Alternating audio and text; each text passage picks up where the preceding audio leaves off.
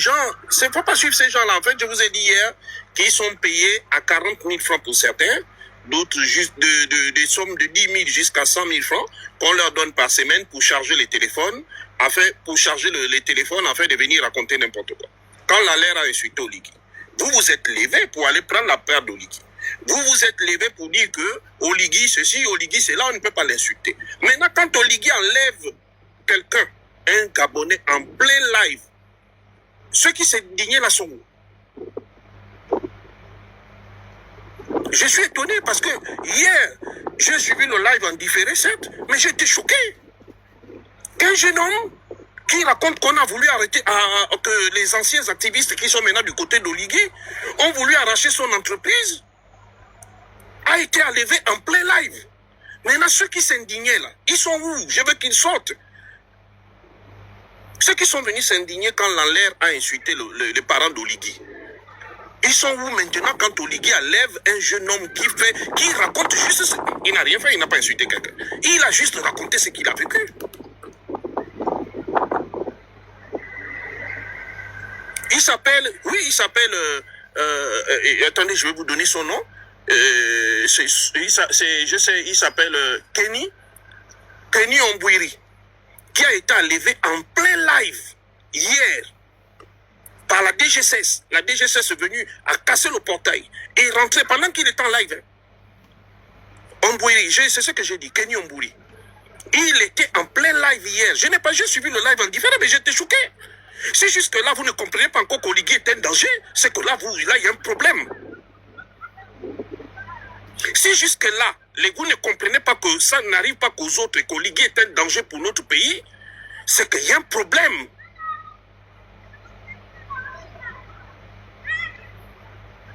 On nous parle de patriotisme. On nous parle d'antipatriotisme. On vous montre contre les activistes alors qu'ils sont en train de faire accomplir des sales besognes. Comment on peut enlever un individu? Il est chef d'entreprise, il a créé son entreprise. Il a vu que les anciens activistes qui sont maintenant du côté d'Oligui ont voulu voler son projet et son entreprise. Alors, il racontait simplement ce qu'il a vécu. Comment on peut aller enlever quelqu'un en plein live? Maintenant, les zigotos qui s'indignaient là, qui ont l'indignation sélective, qui s'indignaient là, ils sont où?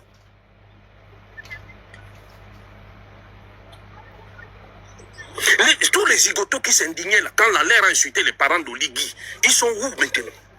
Parce que là, l'Enlair n'a qu'insulté. Mais rentrer dans une concession, aller enlever quelqu'un qui est en train de faire un live chez lui.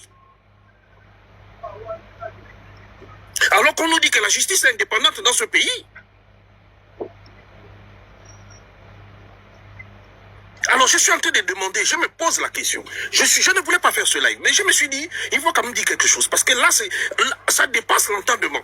Même soit Ali Bongo, on n'a jamais arrêté quelqu'un en plein live. En plus de ça, il n'insulte pas. Il ne dénigre pas. Il raconte ce qu'il a vécu.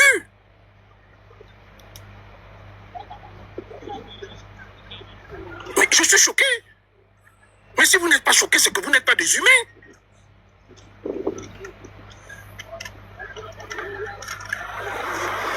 Je suis sincèrement choqué. Ça veut dire que si vous n'êtes pas choqué, c'est que vous n'êtes plus humain. Il vous manque quelque chose. On a vécu des choses sur Ali Bongo. Mais aller juste en arrêter quelqu'un en plein live. Là, on est en train de dépasser les bornes.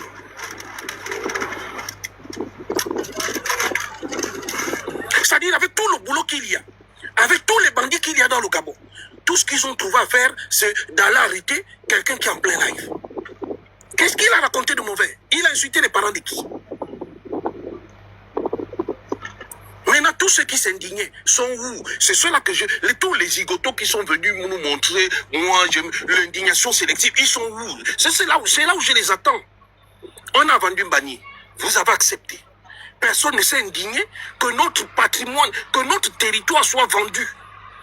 Personne ne s'est indigné que un pan de notre territoire soit vendu. Personne ne s'est indigné. On enlève quelqu'un.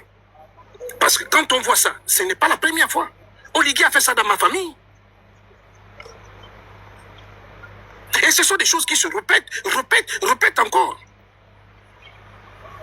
Mais je me dis, soit on n'a plus de cœur dans ce pays, soit il y a quelque chose qui ne va pas. À quel moment vous allez commencer à vous inquiéter de ce qui se passe au pays?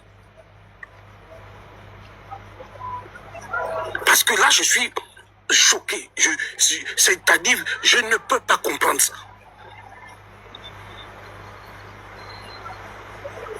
Okumba, votre supporter est venu, vous l'avez mis en prison. Très bien, on a compris.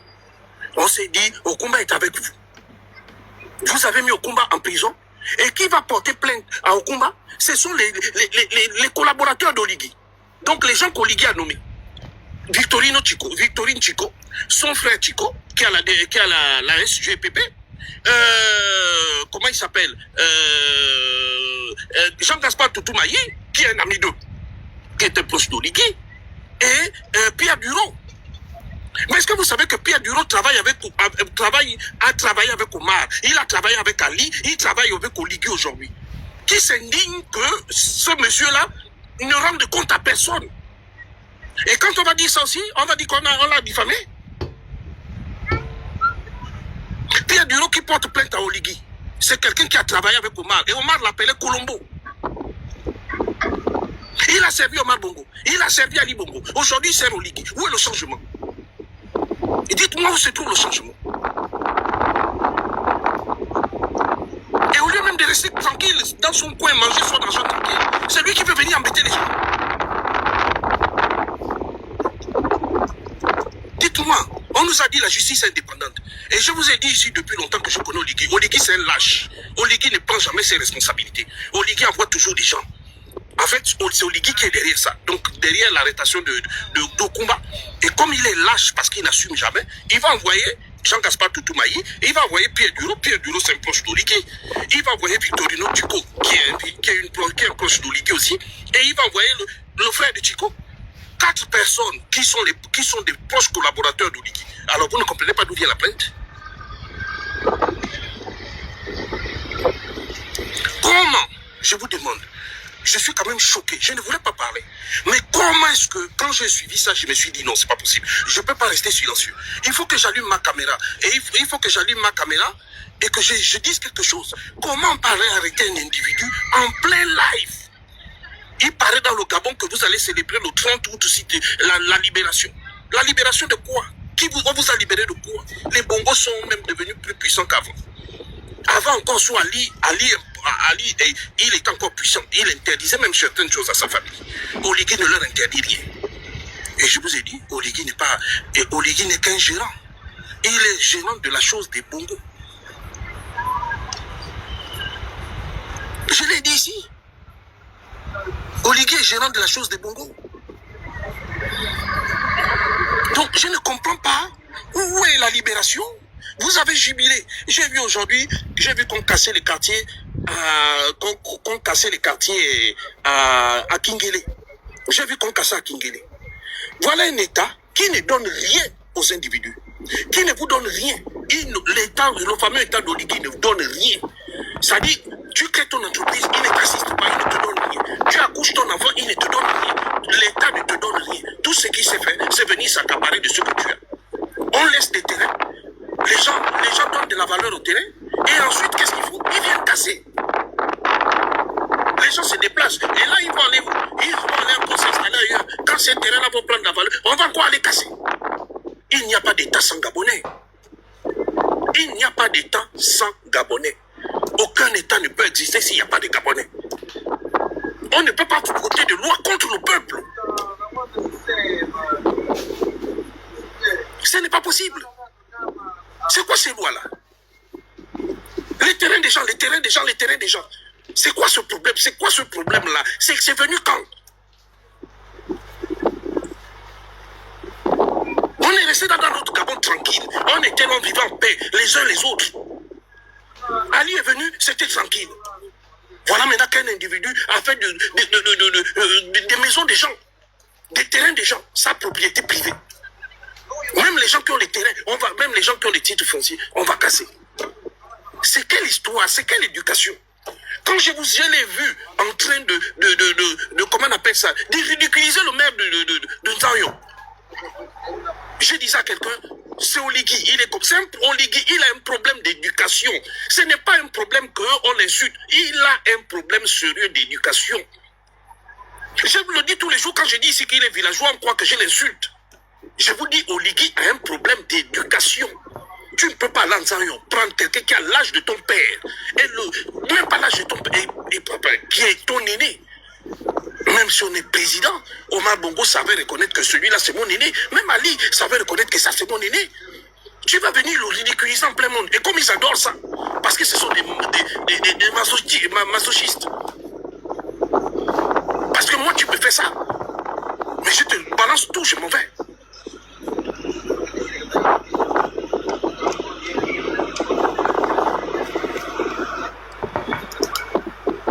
Donc je ne comprends pas.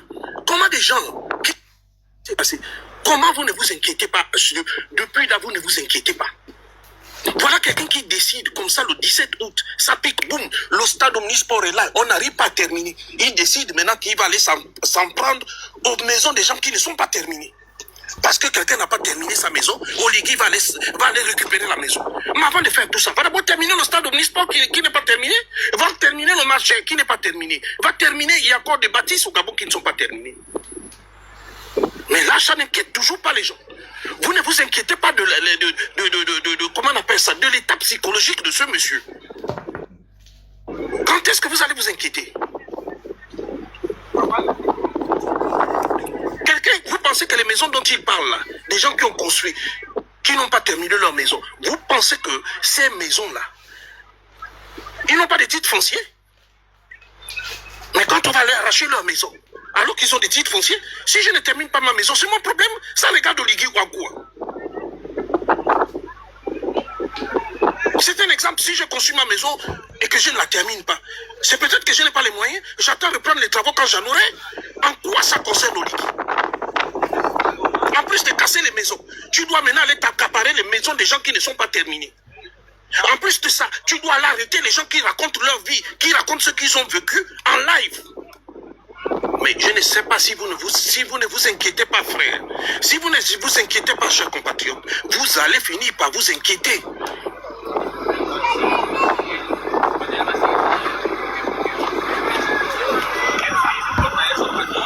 Vous allez finir par vous inquiéter parce que ce monsieur n'a pas une bonne moralité. Ce monsieur, je vous ai dit que Oligui est un villageois. Quand je l'ai dit ici, les gens sont... Il a un problème d'éducation. J'ai vu des individus venir s'en prendre à l'enlève. Oui, l'enlève, tu vas voir, on va te faire ceci. J'ai préféré une vidéo, je l'ai dit. Personne ne va rien faire à l'enlève. Et aujourd'hui, ils ont fait quoi à l'enlève? À part pérorer comme des perroquets. Ils ont fait quoi à l'enlève?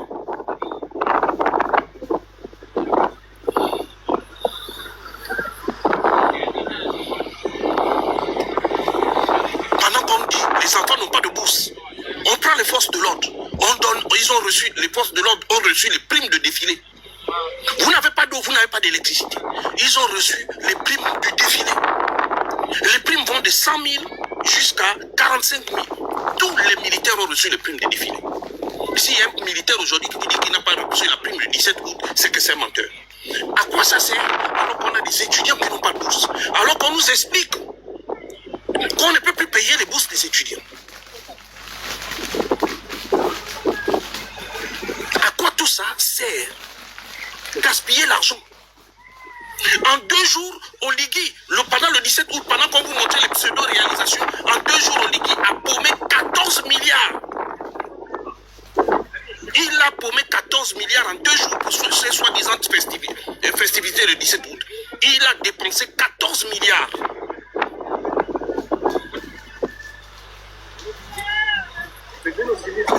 Laisse ça. Ils ont envoyé des mercenaires en France pour éliminer l'enlève. Laisse des conneries.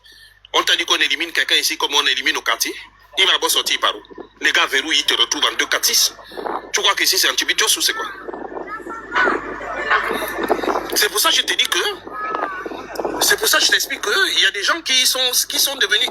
S'il vous plaît, si j'ai un modérateur ici qui joue son rôle, s'il est là, qu'il essaie de jouer son rôle, qu'il essaie de m'éliminer les petits têtards là, qui sont payés, qui n'ont même pas qui ne pensent même pas à leur retraite, qui sont là pour venir raconter n'importe quoi. Donc, non, il faut... Non. faut pas raconter n'importe quoi. Avant, je suis bien placé pour connaître ce genre de choses. On n'élimine pas les gens n'importe comment sur le territoire ici. Donc, on connaît comment ça se passe. On sait. Ils vont éliminer l'enlève, pourquoi? Laissez ça. J'ai fait une vidéo, j'ai dit, ne ferons ni à l'enlève. Nous sommes là, l'enlève va passer les fêtes de l'enlève.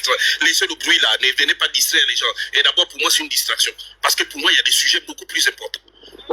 Ondos a dit dans sa vidéo qu'il a les preuves qu'Oligui a vendu Mbagnier. Personne n'a retenu ça. Dans son allocution du 17 août, Ondos a affirmé haut et fort qu'il a l'ancien ministre Thomas Bongo a affirmé qu'il a les preuves qu'Oligui a vendu Mbagnier. Et pour nous montrer que ce qu'il dit est sérieux, il a affirmé haut et fort qu'avant la mort d'Omar Bongo, ces enfants qui sont aujourd'hui les régents du pays se sont précipités d'aller récupérer les dossiers d'aller retirer les dossiers concernant Mbagnier. Et c'est là où quand vous voyez que Oligui arrive pour la transition, parce qu'un président de la transition n'avait même pas le droit de traiter l'affaire Mbagnier. Il n'était que président de la transition. Et donc, il a même chié sur la Constitution. Parce que quand tu es président de la transition, tu n'as pas le droit, en tant que président de la transition, il n'avait pas le droit d'aller ouvrir l'affaire Mbagnier. Et s'il l'a fait, ça veut dire quoi? Ça veut dire qu'il sait. Ce sont les gens qui l'ont mis au pouvoir, qui lui ont demandé de faire ça. On doit s'en affirmer haut et fort, c'est pas moi qui le dis. Vous allez voir, et ceux qui ne veulent pas comprendre, c'est dans ma bio. Si vous regardez dans mes vidéos, vous allez voir là où Ondo s'affirme haut et fort. Personne n'a rien dit. Les Gabonais n'ont pas capté ça. Parce qu'ils étaient dans la soi-disant la fête.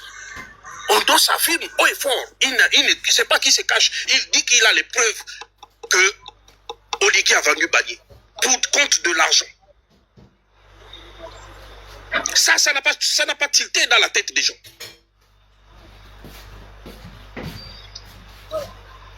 Merci le regard du roi. Bloque-moi tout cet s'il te plaît, je te dis, comment on appelle ça? Un commentaire de travers, tu les bloques. Ils ont la FDG là-bas, ils vont aller faire ça. Quand Oligui parle, il n'y a personne qui va dire que c'est menteur. Il n'y a personne qui va le contredire. Maintenant, nous, quand on prend la parole, c'est là où tous ces têtards-là sortent. Des énergumènes comme ça. Un simple préservatif nous aurait préservé de ces tintins-là.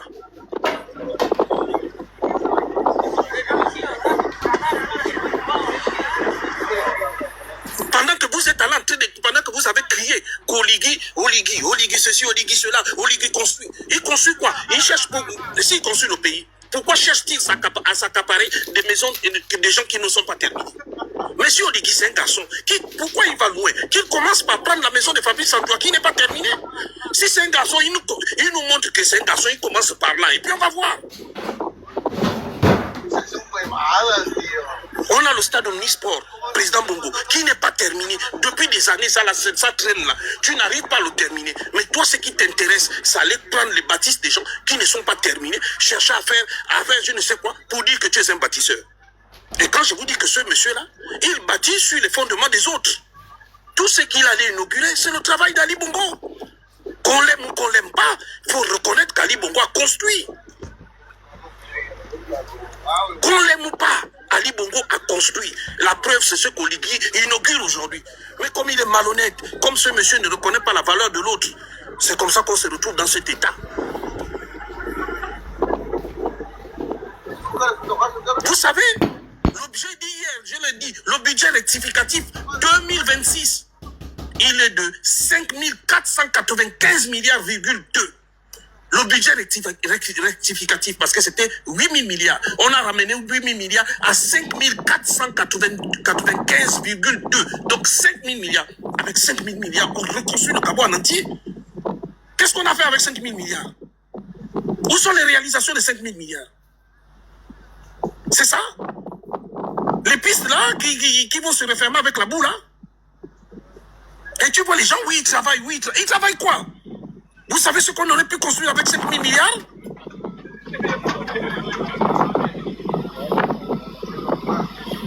Et tu as des gens qui viennent dire ils travaillent. Ils travaillent quoi? Dites-moi, ils travaillent quoi? Avec 5 000... je répète, le budget rectificatif 2026, c'était de 8 000 milliards. On a dit que ce n'était pas tenable. Lui-même, il s'est entêté. On a rectifié le budget. Il est passé à 5 495,2 milliards. Avec 5 480, on n'a jamais eu un tel budget en hausse. Qu'est-ce qu'on a fait? On est goudron, c'est même pas le goudron, c'est quoi le béton? Le béton qu'on prend même en beau comment on appelle ça, dans les cimenteries. Vous pensez que ces routes-là font combien? Elles sont seulement surfacturées à l'État. Et tu as des Gabonais, oui, avant c'était pas comme ça, avant c'était ceci. Mais vous connaissez le budget de notre pays? Le budget 2026, pardon? Mais les Gabonais ont un sérieux problème.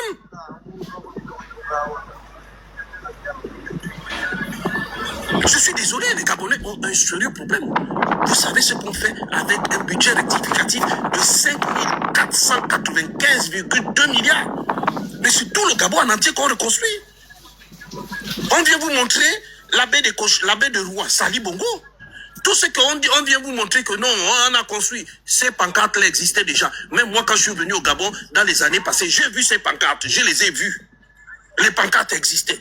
C'est parce que ce ne sont pas des trucs qu'on construit il y a 2 ans, 3 ans. Les pancartes étaient là, elles existaient. Le émeraude, les tours, ces pancartes-là existaient. Les tours ne sont pas des trucs, même le plus bête doit comprendre qu'on ne construit pas ces tours-là en 3 ans. Même le plus bête. Et d'ailleurs, les tours n'appartiennent pas à l'État gabonais. Je l'ai dit, émeraude non plus n'appartient pas à l'État gabonais. Le monument Georges Damas Aleka, c'est Ali qui lance le projet. Tout ce que vous voyez, c'est Ali qui fait. Le marché d'Olumissa, Ali, tous les marchés, toutes les casernes de pompiers, c'est l'initiative d'Ali Bongo. Dites-moi, je mets au défi tous les supporters d'Oligui. Quand est-ce qu'Oligui est allé poser la première pierre, quand est-ce qu'il est allé poser la première pierre du monument Georges Damas Aleka? Quand est-ce qu'il est allé poser la première pierre d'une caserne de pompiers? Quand est-ce qu'il est allé poser la première pierre de Tours? Quand est-ce qu'il est allé poser la première pierre de la cité Émeraude? Il faut arrêter. Il faut arrêter. Même l'hôtel comme ce qu'on appelle aujourd'hui, c'est qu'il a baptisé l'hôtel des affaires étrangères. Mais ça fait une insulte. Il y a eu Mamoundo, un monument. Il y a eu André Baobam. Il y a eu Renjambé. Et tout ce qu'on trouve à baptiser, c'est Jean-Ping. Qui est incapable même de dire un mot sur les gens qui sont morts à son cul pour sa cause. Mais il faut qu'Oligui arrête d'insulter les gens.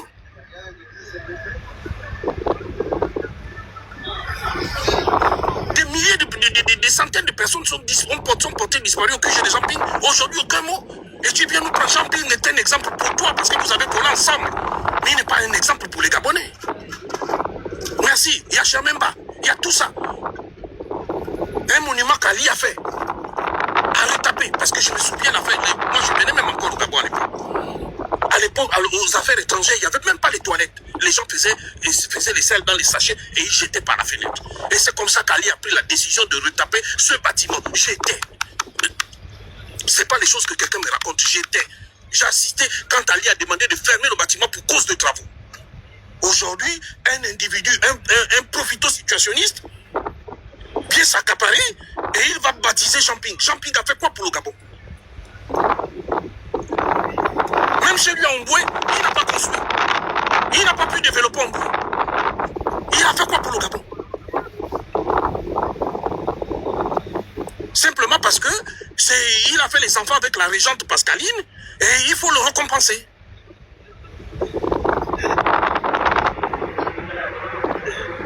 Jean-Ping a fait quoi pour le Gabon? Même à Omboué. Moi j'ai battu en France. Tout le monde l'a vu. J'ai battu campagne pour Jean-Ping. J'ai fait l'activisme pour Jean-Ping. Jean-Ping est venu, Jean-Ping m'a même dit merci un jour. Et on vient baptiser Jean-Ping. Jean-Ping et Oligui, ils étaient ensemble au cabinet d'Omar. Et comme Jean-Ping a fait les enfants avec Pascaline, aujourd'hui on se retrouve prisonniers de leurs liens familiaux, maçonniques, etc.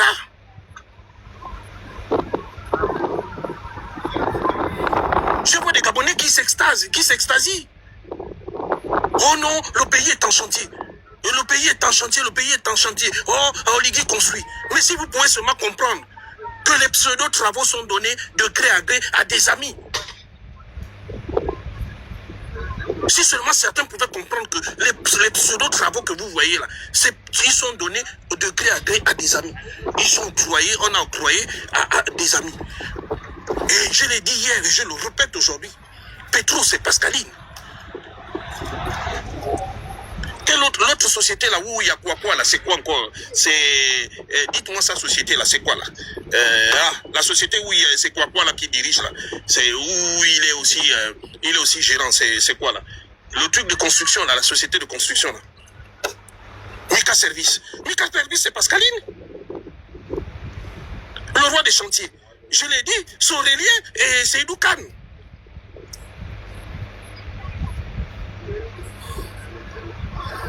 Sorélien et Seydou Kane. Donc aujourd'hui, on vient nous parler de je ne sais quoi. On vient de compenser Ping, non pas pour un travail, parce qu'il a fait les enfants avec la nouvelle reine du pays, la régente du pays, qui est Pascaline.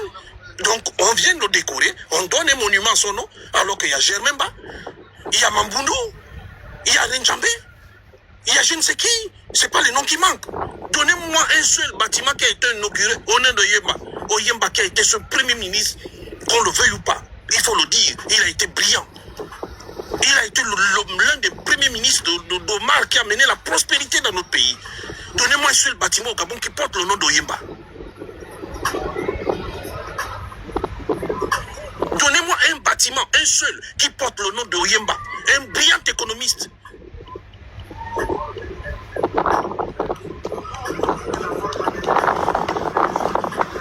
On va baptiser un monument au nom de Champing. Champing a fait quoi? Champing s'est opposé à Ali parce qu'Ali, il faut se dire les vérités, parce qu'Ali avait bloqué ses affaires. Ali disait la vérité. Ali avait dit, il ne comprend pas, Champing ne peut pas avoir tout ça. Il avait bloqué les affaires de Champing. C'est pour ça que Champing s'est opposé à Ali. Alors tu ne peux pas venir aujourd'hui prendre un monument public alors qu'il y a des gens qui n'ont jamais été baptisés. Il y a l'un des premiers docteurs gabonais, Paulin Bangema. Il y a le premier ministre qui a été excellent, que l'on le veuille ou pas. Casimir Oyemba, je ne le connais pas, on ne s'est jamais vu. Mais on laisse Casimir Oyemba. On laisse un excellent ministre de l'éducation nationale qui a été André Baobam. C'est lui qui a réformé l'éducation nationale. En son temps. On laisse celui-là. On laisse Pierre Mamboundou qui a été un opposant radical. On va baptiser un monument Champing. Mais quand vous faites le naming, pourquoi vous ne demandez pas l'avis des Gabonais?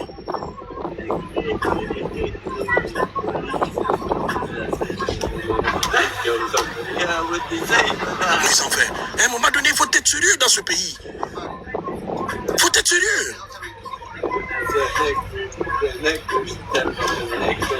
On ne peut pas venir nous expliquer que non, nous sommes mauvais et puis certaines personnes sont bien. Je vois que certains viennent, ils ont été libérés. Vous avez été libérés de quoi? Si seulement les gens pouvaient savoir que le régime, Omar Bongo a pris de l'argent. Il a pris cet argent aux Gabonais. Omar Bongo, son compte affichait plus de 8 milliards de dollars. Et même le milliard de dollars, c'est même sans compter certains comptes. Aujourd'hui, on se sert de l'argent qu'Omar Bongo a laissé pour venir asseoir une suprématie sur le Gabon. Pour faire que la famille Bongo aujourd'hui n'a plus besoin du pouvoir, mais par contre, elle a besoin de désigner qui va diriger le Gabon. Et c'est dans ça nous sommes. Et c'est très dangereux. Parce qu'aujourd'hui, c'est la famille Bongo qui a désigné Oligui président. Oligui n'a pas tous les pouvoirs. Il n'a pas les pleins pouvoirs. Oligui n'est qu'un gérant dans un pays. Parce que tout le pouvoir est détenu par la famille Bongo. Mais tu dis que Ping était au courant, mais moi-même j'ai pris un verre avec lui. Je lui ai posé une question simple à Jean Ping, avant la présidentielle.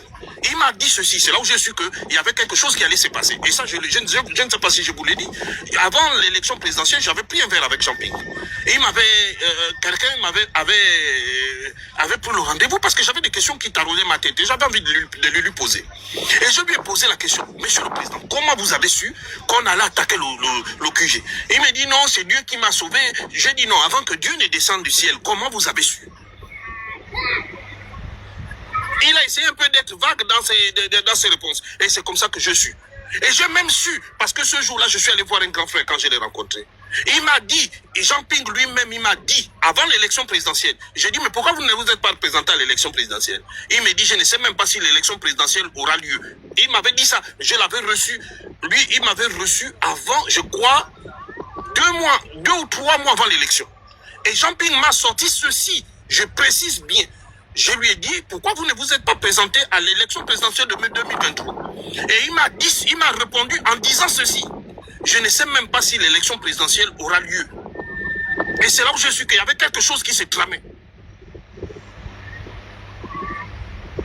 C'est pas quelqu'un qui raconte, c'est moi qui vous raconte. J'ai rencontré Jean-Ping 2 mois avant l'élection, avant la parodie d'élection présidentielle de 2023. Lui-même, il m'a dit, je suis allé voir un grand frère, j'ai dit, ah, c'est que Jean-Ping m'a sorti, il y a quelque chose qui se trame dans le pays. Il m'a dit, mais effectivement, Jean-Ping ne peut pas te sortir quelque chose comme ça. Jean-Ping ne peut pas te sortir quelque chose comme ça. Et c'est là où je suis que, il y avait quelque chose qui n'allait pas. Lui-même, il m'a dit, je dois dire, il m'a dit, je ne sais même pas. Pardon, c'est qui? Excuse-moi, je ne sais même pas pourquoi je t'ai fait monter, je ne sais pas ce que tu as dit. Pardon? Excuse-moi.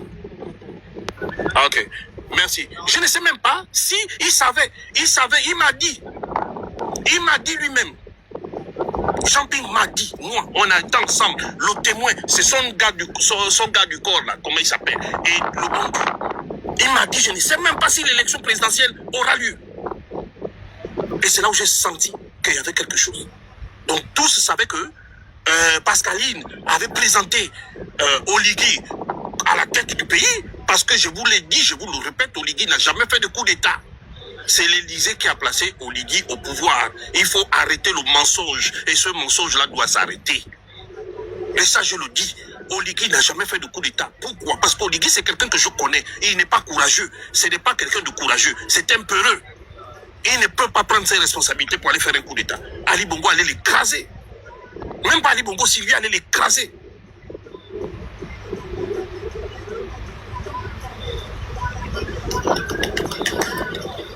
Donc à un moment donné, il faut arrêter certaines choses. Il faut arrêter.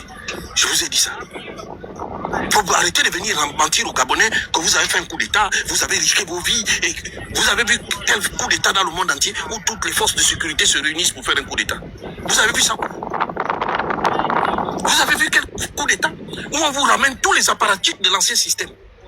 Et même là encore, tenez-vous bien, il y a les gens qui ont travaillé avec Omar, qui ont travaillé avec Ali, qui sont dans l'ombre, que vous ne voyez pas, et qui sont là, qui gèrent ce pouvoir. Je ne fais que le dire, et je le répète, Oligui n'est que le gérant d'un pouvoir. Il est le gérant du pouvoir de Bongo. Et quand je vois certains dire qu'ils ont été libérés, je me dis non, il y a un problème. Vous n'avez été libérés de rien. De rien. Vous n'avez été libérés de rien. Il ne faut pas vous leurrer. Donc eux, vous vous rendez compte, regardez, vous vous rendez par exemple compte que lui il coupe les réseaux sociaux. Il coupe les réseaux sociaux. Les gens évoluent avec les VPN. Eux-mêmes, ils rechargent ces VPN pour communiquer avec l'international. Est-ce que vous vous rendez compte de la dinguerie? Donc, lui coupe volontairement les réseaux sociaux. Parce que soi-disant on l'insulte, soi-disant on fait quoi? Alors que lui-même, il communique sur ces mêmes réseaux sociaux. Et ses partisans communiquent sur ces mêmes réseaux via les VPN. Pourquoi il a fait ça? Parce qu'il ne veut pas la contradiction. C'est une façon de censurer. Parce que ce monsieur-là ne veut pas la contradiction. Il veut évoluer dans le mensonge. Et quand je dis certains Africains dire « Oh, Oligui, ceci, Oligui », j'ai dit « Attendez. Ça ne va pas durer longtemps. La lune de miel ne va pas durer longtemps. » Parce que tu ne peux pas comprendre, si tu coupes les réseaux sociaux, c'est pour tout le monde, y compris toi-même. Mais tu ne peux pas toi-même couper le peuple, couper les réseaux sociaux au peuple, et toi-même tu charges les VPN, tes partisans chargent les VPN, et vous communiquez encore sur ces mêmes réseaux sociaux qui sont coupés. Je ne sais pas si vous comprenez. Je ne sais pas si vous-même vous comprenez. Où est la logique dans ça? Où est la logique? Tu coupes les réseaux sociaux. Soi-disant t'insulte, soi-disant oh, il y a tout. Mais lui-même, il est le premier à communiquer sur ces réseaux sociaux. Ses partisans sont les premiers à communiquer sur ces réseaux sociaux. Les réseaux sociaux sont censés être coupés au Gabon. Regardez comment ces partisans viennent suivre par le live là et viennent insulter les gens. Alors que les réseaux sociaux sont censés être coupés. C'est qu'on tolère. On tolère que certaines personnes chargent des VPN. On tolère, lui-même il donne de l'argent à certaines personnes pour charger le crédit, pour venir insulter et puis venir faire ses atalakou sur les réseaux sociaux. Voilà comment ça fonctionne. Mais ça, je vous ai dit que ça ne va pas durer longtemps. Ça ne va pas durer longtemps. Au début, quand j'ai commencé à attaquer Ali, j'étais le seul à croire à moi-même. Personne ne croyait à ce que je faisais. Et quand j'ai commencé à attaquer Oligui, j'étais le seul à croire à ce que je faisais. Et je vous dis que ce monsieur-là va tomber. Et ces mensonges seront démasqués. Vous avez vu que quelqu'un qui passe, il passe son temps à mentir. Mais il passe son temps à attaquer mes comptes Facebook. Il passe son temps à attaquer mes comptes TikTok. Alors, où est la logique? Ça dit, si tu dis que tu es bien, si tu dis que tu as construit, mais les gens ont le droit d'apporter leur opinion. Vous avez vu qu'il passe tout le temps à détruire tous mes comptes Facebook. Pourquoi? Parce que je vous démontre par A plus B que ce monsieur était mythomane, le mythomane de la pire espèce. Voilà quelqu'un qui décide d'amener, de ne plus payer les bourses des Gabonais à l'étranger. Maintenant, attendez, vous allez voir la dinguerie, parce que là, c'est quand même un peu terrible. Il décide qu'il ne va plus envoyer les étudiants gabonais à l'étranger. Mais il y a des formations qu'on ne fait pas en Afrique. Ils vont les faire où? Il y a des formations qu'on ne fait pas en Afrique. Ils vont les faire où? Ça, c'est pas le pire. Le pire des cas. Le pire des cas, c'est ceci. Quand vous allez à l'UOB, vous allez, moi je les remonté de la faculté, il y a la faculté d'économie à l'UOB. Et il y a la faculté de droit. C'est un problème que tout le monde connaît. Je ne suis pas l'UOB, mais je connais ce problème.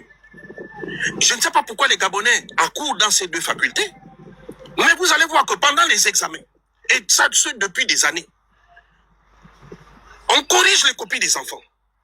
Mais on ne leur donne jamais, on ne leur rend jamais leurs copies. Depuis des années. Et tu vas demander aux étudiants qui sont déjà à l'extérieur de venir vivre ça. Je vous donne deux facultés, je ne vous donne même pas du reste. Économie, droit. Là-bas, quand tu apprends, au bon Dieu la chance.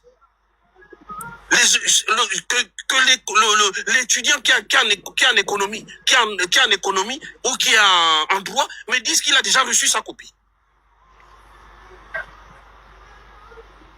Tu vas réclamer sur quelle base? Tu as la merci du prof. Il y a les MST. Il y a les notes où on est obligé de forcer des étudiants à rentrer dans les loges. On est obligé de forcer les étudiants à se prostituer. On est obligé de forcer des étudiants, je ne sais pas quoi. Le problème de l'enseignement supérieur au Gabon, il est profond. Il ne se résout pas à aller construire un bâtiment et dire vous venez apprendre là. Il ne se résout pas à aller dire que j'ai envoyé 9 milliards à l'université. Ce n'est pas ça le problème. Déjà, je vais revenir sur un passé. Oligui avait envoyé 3 milliards pour soi-disant réfectionner l'université. Les 3 milliards sont où? Les 3 milliards sont où? Et là, il revient encore avec un autre mensonge. C'est pour ça que je vous dis que jouer avec tout le monde, ne joue pas avec les étudiants. Parce que les étudiants sont capables de faire basculer ton régime. Et même tes gardiens, la GR que tu vois là, ils ont les enfants qui sont étudiants. Et ça m'étonnerait qu'ils tirent sur leurs propres enfants. La gendarmerie, ils ont des enfants qui sont étudiants dans ce pays-là. Et ça m'étonnerait qu'ils tirent sur leurs propres enfants. Il faut vous méfier avec l'étudiant. Quand tu veux amener tous les étudiants au pays, tu es en train de créer toi-même la bombe qui va exploser sous tes yeux. Je vous ai donné, je ne suis pas au pays. Comment je le sais? J'ai dit, je ne prends que 2 facultés. Je vous répète, je ne prends que 2 facultés. La faculté d'économie, la faculté de droit. Les étudiants ne voient jamais leur copie. Réclamer ces notes est un droit, c'était même un devoir. Quel est l'étudiant en droit à l'université Omar Bongo qui a déjà un jour reçu sa copie? Pourquoi? Parce que là-bas, il s'est fait sciemment pour encourager les MST, les notes, les moyennes sexuellement transmissibles, pour encourager les enfants à rentrer dans les loges, pour encourager les enfants à faire n'importe quoi, dans ce qui est censé être le temple du savoir de notre pays. On y passe à l'étranger pour dire il faut venir étudier à l'étranger. Vous avez vu Oligui. Oligui lui-même, il m'a dit, ce n'est pas quelqu'un qui invente. Il m'a dit qu'il avait fait une jumelle qui ont appris aux États-Unis. Est-ce qu'elles sont rentrées travailler au Gabon? Vous avez déjà vu les jumelles d'Oligui venir travailler au Gabon? Pourtant, leur papa est président. Comment moi, depuis la France, je suis informé de tout ça? Il y a de nombreux sujets dont je suis informé.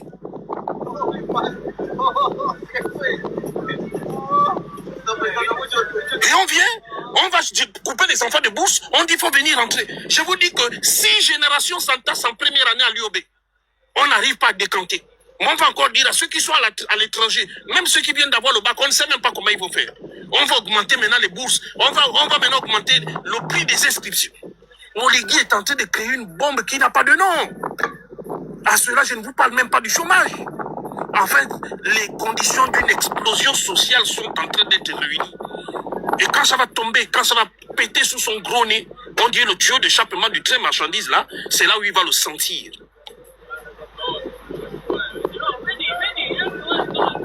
Parce que ce n'est pas possible. Je croyais même qu'on avait vu le pire avec Ali. Mais je ne savais pas qu'on pouvait avoir un nulard comme Oligui. Et il vient, tout bonnement, tout crânement, venir dire que j'ai exécuté 60% de mon projet. Attendez, son projet de société, c'était quoi, le béton? Attendez, j'ai envie de comprendre, parce que je suis un peu bête. Le projet de société d'Oligui, c'était quoi, le béton?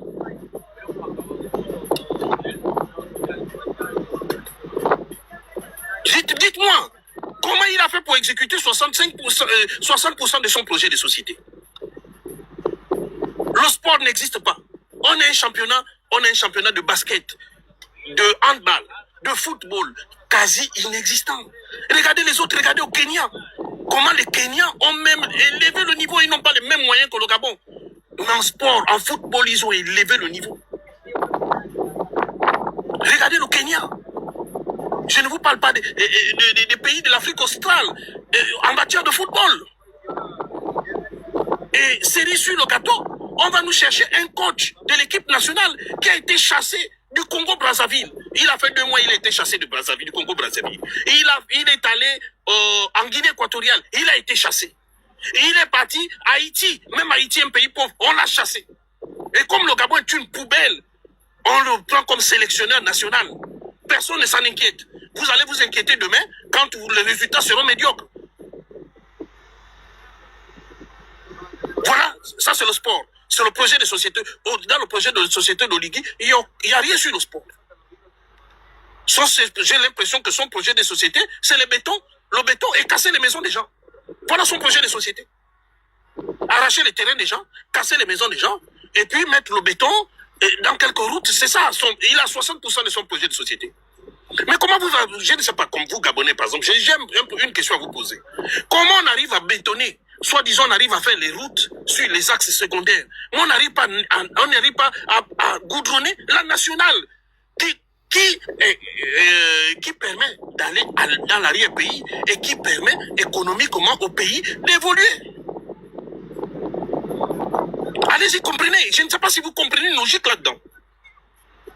La priorité devait être la route nationale. Et là, Ali Bongo, la BAD, la Banque africaine de développement, avait financé la route nationale. Et qu'est-ce qu'Oligui a fait? Il est tenté de mettre un péage, encore comme d'habitude, pour vous sucer de l'argent, parce qu'il est tenté de mettre le péage à 30 km de Libreville, sur une route nationale. Lui, il aime comparer le Gabon à la France. Mais posez-lui la question, où est-ce qu'il a vu un péage sur une route nationale en France? Posez-lui la question. Oligui a vu un péage sur une route nationale en France où? Le péage sur les autoroutes. Ça permet d'entretenir les autoroutes. Mais quand il va mettre le péage, je sais pourquoi. Et autre chose, on ne met pas un péage à moins de 30 km. Mais quand je vous dis que ce monsieur est venu au pouvoir pour vous faire les poches, vous ne comprenez pas.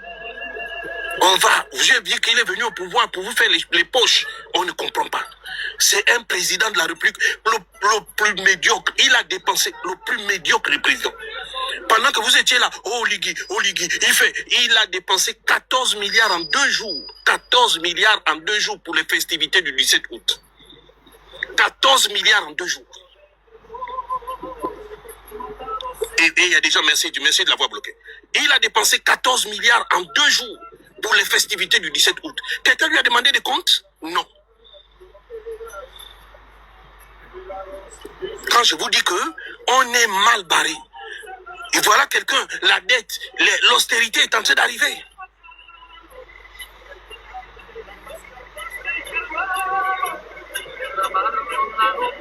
Le pays est malade. Le pays est même plus que malade. Le pays est même sous perfusion.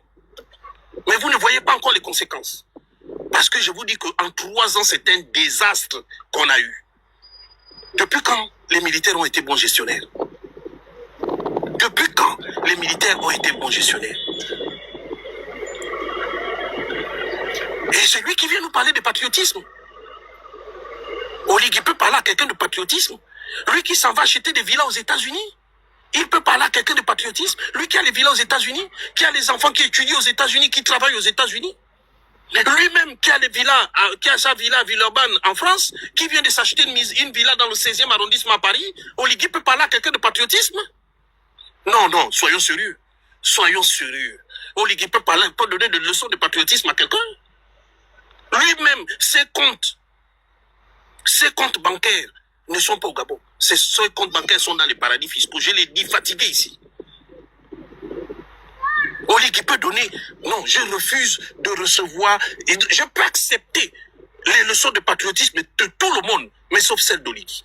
Oligui ne peut pas me donner une leçon de patriotisme. Je refuse. Je refuse. Oligui ne peut pas me donner une leçon de patriotisme. Il y a des gens, je refuse. Je vous ai dit, même sous Ali Bongo, on n'a jamais kidnappé un activiste. Cet enfant n'est pas un activiste. Kenny Ongwili, ce n'est pas un activiste. C'est un jeune qui a créé son entreprise. Oligui a dit quoi? Il faut créer les entreprises parce que la fonction publique ne recrute pas. Ce jeune crée son entreprise. Les anciens activistes qui sont maintenant avec Oligui, les anciens activistes France qui sont maintenant avec Oligui, ont cherché à voler son entreprise. Il vient, il s'exprime, vous venez vous l'enlever. Mais vous ne voyez pas qu'il y a quelque chose qui ne va pas? Vous ne comprenez pas que ce monsieur est un menteur? Ou bien il faut encore que je vous fasse un dessin? Vous ne comprenez pas qu'il est menteur? Et il vous dit que la fonction publique ne recrute pas. Pendant ce temps, tous ses parents sont à la présidence de la République. Pendant ce temps, il a placé tous ses parents de Ngoni dans tous les pans de la fonction publique. On vous embrouille en disant que le pays est en chantier pour éviter que vous ne pensiez que le pays, que le pouvoir depuis près de 50 ans est entre les mains de Bongo. C'est pour ça on est en train de vous chercher à vous mentir, chercher à vous expliquer. Moi je suis Téké. Personne ne va me dire le contraire. On est en train de vous mentir en vous expliquant que le pouvoir, voilà, le pouvoir est chez les Bongo depuis 50 ans, plus de 50 ans.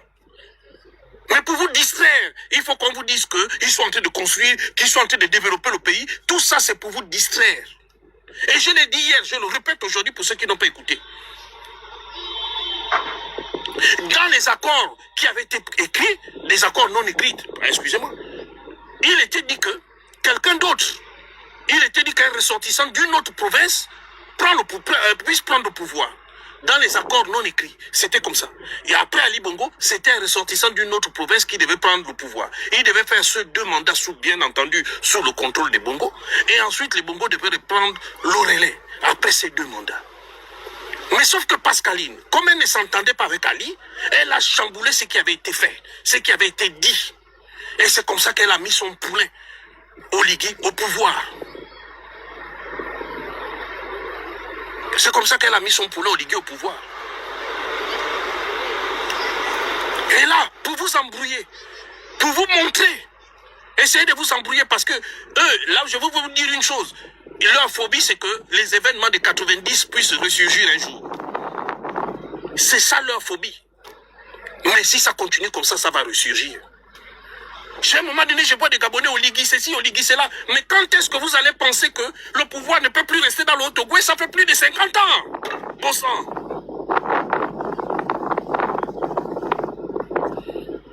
Un apprenti sorcier vient vous expliquer qu'il est bâtisseur. Alors que chez lui-même dans le Haut-Ogooué, il n'y a pas l'eau. Chez lui-même dans le Haut-Ogooué, c'est sale. Il dit qu'il va assainir Libreville. Mais qu'il a d'abord cassé dans le Haut-Ogooué. Allez-y à Potos, vous allez voir, c'est des taudis. Allez-y dans les provinces du Haut-Togo, vous allez voir, c'est des taudis. S'il veut montrer l'exemple, qu'il commence par chez lui. Mais qu'est-ce qu'il a fait en France? Aller casser les maisons des gens pour construire à son propre compte. Et je vois des gens qui viennent m'expliquer, non, je suis fier de mon choix, je suis ceci. Vous ne connaissez pas ce qui se passe. C'est parce que vous ne creusez pas. Et comme vous ne creusez pas, vous ne comprenez pas. Oligui ne peut pas mentir aux gens. Oligui, c'est qui? Un danseur de Smurf à la boîte de nuit vis-à-vis qu'on a mis au pouvoir, qui veut venir se prendre pour ce qui n'est pas.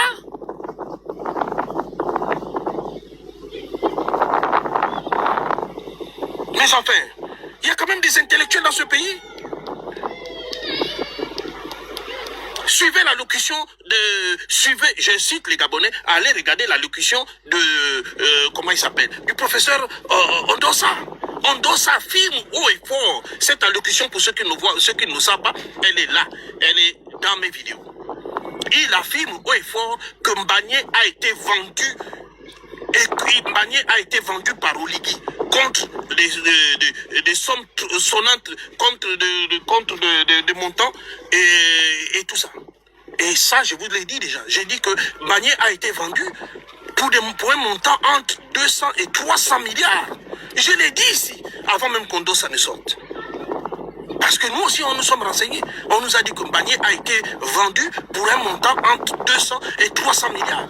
Et je l'ai dit, pour ceux qui ne le savent pas, allez-y en Guinée équatoriale, voir les réalisations de votre président qui nous donne des leçons de patriotisme. Oligui aussi équato-guinéen. Il est aussi équato-guinéen. Oligui aussi équato-guinéen au point d'aller investir en Guinée équatoriale. Dites-moi, si Oligui est équato-guinéen, allez voir ses investissements en Guinée équatoriale. Allez-y. Et celui qui vient nous donner, qui vient donner aux gens les leçons de patriotisme. Mais bon sang, n'est-ce pas l'hôpital qui se moque de la charité?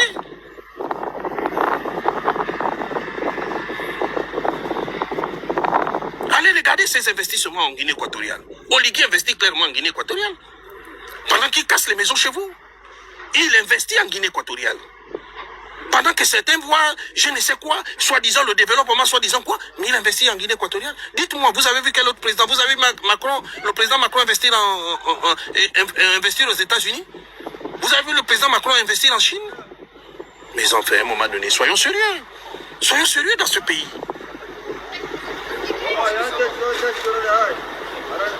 Soyez sérieux dans ce pays. Il est venu au pouvoir, il vous a dit qu'il allait construire Libreville 2. Mais pourquoi n'a-t-il pas construit Libreville 2?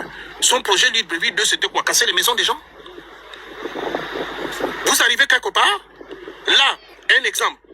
Ali a construit, Ali avait compris, et il allait construire en Coq, la zone économique de Coq. Les gens sont allés prendre leur terrain là-bas. Oligui attend que ces terrains-là prennent de la valeur. Ensuite, il viendra casser vos terrains. C'est comme ça qu'il fonctionne. Parce qu'il sait que tous les terrains qui cassent là sont des terrains qui sont en centre-ville, qui ont pris de la valeur.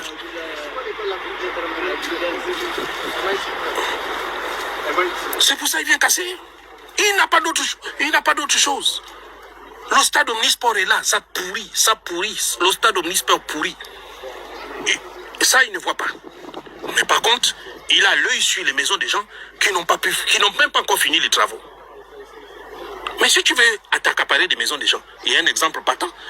Essaye d'aller prendre la maison de comment l'office d'Anjoua là, comment il s'appelle, Big Bisou. Va prendre sa maison. Fabrice Anjoua, va prendre sa maison. On va voir.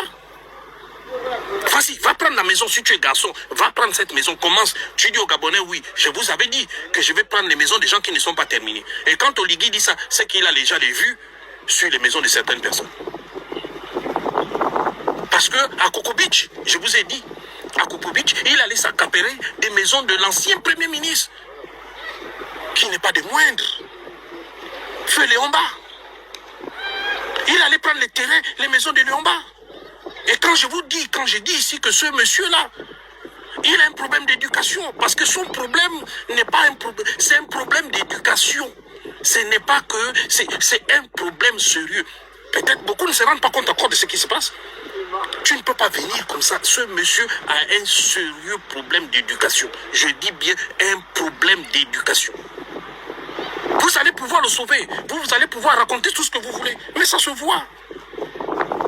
Il y a une manière de traiter ses collaborateurs. Déjà, quelqu'un arrive à l'Assemblée nationale, il arrive devant le Parlement réuni en congrès, il appelle un ministre, mon petit. Ça ne vous a pas mis la puce à l'oreille? Ça, c'est un langage d'un président. Quand on est président, il n'y a pas de petits, il n'y a pas de grands. On est président, point barre. Personne n'a compris ça. Tu arrives devant l'Assemblée réunie en congrès et tu sors une phrase comme quoi? Il y a un ministre qui est venu me voir que oui, monsieur le président Yassi, on a fait ça, la centrale d'achat a marché et tout, je lui ai dit mon petit. Le langage d'un président, mon petit. Et ça, les gens n'ont pas compris. C'est un problème d'éducation. Ça, c'est répété. Vous avez vu comment il est venu chez moi, comment il est venu faire le désordre. C'est un problème d'éducation. Il allait changer, même, Ondossa l'a dit, il allait s'aimer la zizanie dans la famille d'Ondossa pour retourner la famille d'Ondossa contre lui, en allant jusqu'à arracher le passeport de sa fille et de sa femme, et de certains de ses parents. Il allait retourner la famille de comment on appelle ça, Bile Binze, contre lui, contre leur enfant. Mais quand j'ai dit que c'est un problème d'éducation, c'est-à-dire ce monsieur a un sérieux problème d'éducation. Le problème n'est pas que on ne l'aime pas. Le problème, il est éducationnel. C'est-à-dire ce monsieur a un problème d'éducation. Son éducation n'a pas été totalement faite. Parce qu'il y a un langage qu'on utilise quand on parle aux gens. Tu es président de la République, tu ne peux pas aller devant le Parlement, l'Assemblée, le Sénat réunis et venir parler mon petit. Quelqu'un avait déjà vu Ali Bongo dire ça? Vous avez déjà vu Emmanuel Macron appeler un de ses collaborateurs, qui plus est un ministre petit? Et vous aussi, vous êtes toujours à la recherche des papas et des mamans. Même Zita qui est né hier en 78 est déjà devenu votre maman? Hein? Oligui qui est né là, qui dit qu'il est né, il a 50 ans, ça veut dire qu'il est né en 79. Et ça veut dire qu'il est né en 76. Donc s'il a 50 ans, donc lui aussi il est déjà devenu votre papa aussi. Mais ça fait, il vous manque les pères ou quoi? Vous avez vu en France, on appelle le président papa, on appelle Brigitte maman. C'est quoi la nostalgie d'avoir d'être orphelin ou de ne pas avoir eu de parents? Qu'est-ce qui vous passe par-dessus la tête? Tu vois les vidéos, oh papa Oligui, oh papa, même les gens qui n'ont même pas qui ont plus que son âge, oh papa Oligui, oh papa Oligui. Il vous manque quoi? Les parents, vous êtes orphelins? Vous êtes vraiment orphelins?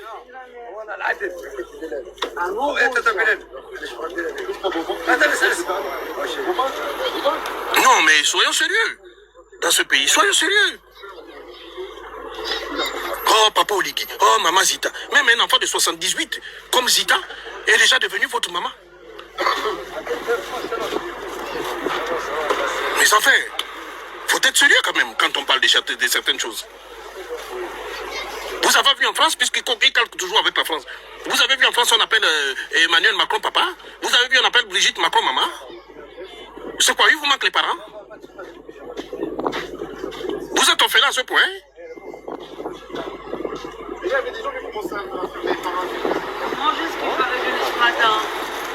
Non, mais c'est pas possible. Oh, papa Oligui, oh, papa, j'ai dit, mais attendez, ce peuple-là, qu'est-ce qui vous prend? Des éternels bébés. Il y a la recherche de papa. Oh, papa Oligui, oh, maman Zita, oh, papa Oligui. Vous êtes... Vous allez aussi finir par m'appeler papa, papa? Puisqu'apparemment, vous cherchez les pères. Moi, je connais mon père. Oligui ne peut pas être mon père. Je ne pourrais jamais l'appeler papa. Je vais l'appeler papa en vertu de quoi? En vertu de quoi je vais l'appeler papa? Même les enfants qui sont nés hier là, vous les appelez maintenant papa? C'est quoi? Qu'est-ce qui vous prend? On a pissé dans vos cerveaux? Qu'est-ce qui se passe? Non, ne m'appelle pas papa. Moi, je ne cherche pas... Non, ne m'appelle pas papa Jatis. Je ne cherche pas le nom, l'appellation de papa. C'est quoi ce maboulisme accéléré là? Toute une nation. Oh, papa Oligui. Oh, maman Zita. Oh, même les enfants qui sont nés hier devant vous.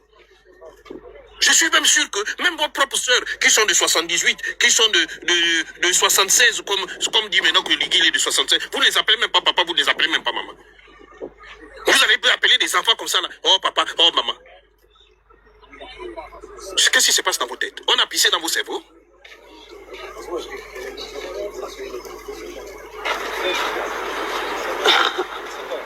Mais merci mon frère. Même Aurélien. Certains disent, oh papa Aurélien, oh papa Aurélien. Attends, non, non, non, non, je ne cherche pas, papa, c'est pas mon nom. Oh papa Aurélien, oh, même Aurélien qui est né hier.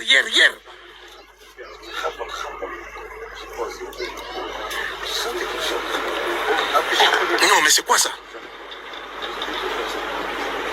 Vous avez déjà entendu les Burkinabés dire, oh papa Ibrahim Traoré, oh maman, la femme d'Ibrahim, oh papa Azimi Goïta, oh papa... Non, vous les avez entendu dire ça? Qu'est-ce qui se passe? Vous êtes à la recherche des parents ou quoi? C'est quoi qui se passe? Attendez, expliquez-moi, peut-être je suis bête. Expliquez-moi, il vous manque des parents? Vous êtes orphelin?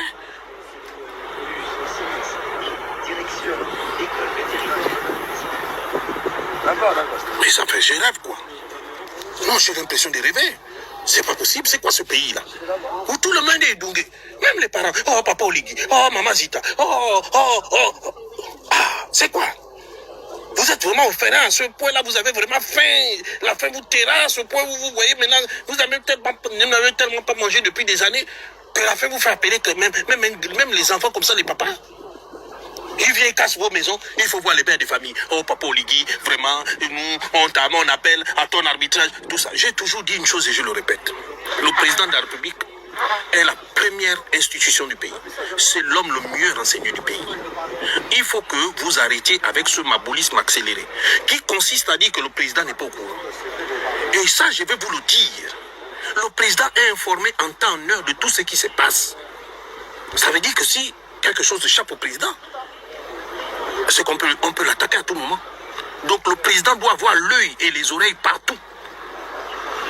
Et ça, je vous dis, parce que quand j'écoute des gens qui viennent, oh non, le président n'est pas informé. Oh non, le président est informé, même en visite officielle. On lui tient informé de ce qui se passe dans le pays, en temps et en heure. Maintenant, arrêtez avec votre histoire là. Oh, il n'est pas informé. Qui ne va pas l'informer? Il est bien informé. C'est le premier citoyen et c'est le mieux informé. Parce que tous les BR, pour ceux qui ne savent pas le langage de renseignement, les bulletins de renseignement que les services de renseignement produisent, atterrissent sur le bureau du chef de l'État. Alors donc, il faut que vous m'arrêtiez votre maboulisme là. Il n'est pas informé.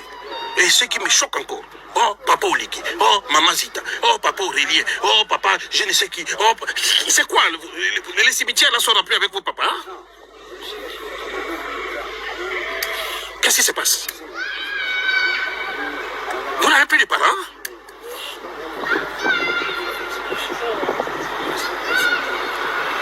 Oh, papa Oligui, oh, maman Zita, oh, et lui aussi, mais lui-même, il est même venu une fois, il est même venu dire que non, oh, il faut vous demander papa Oligui. Mais il est le père de qui? Il est le père de qui? Il peut être le père de qui?